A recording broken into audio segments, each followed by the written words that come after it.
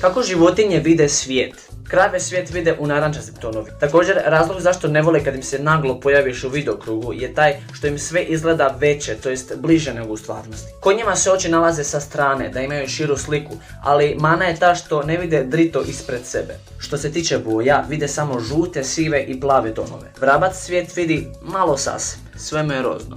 Orao vidi više od 1 kilometra u daljinu i to jako precizno. Mi ovdje možda vidimo samo pustinju iz visine, ali orao može zoomirati na ovog malog guštera. Štakorima je vid malko mutan, ne vide crvenu boju i sve im je usporeno. Također, oba oka im se pomiču neovisno jedno od drugoga, što im omogućuje da imaju dvije različite slike od jednog. Like za drugi dio.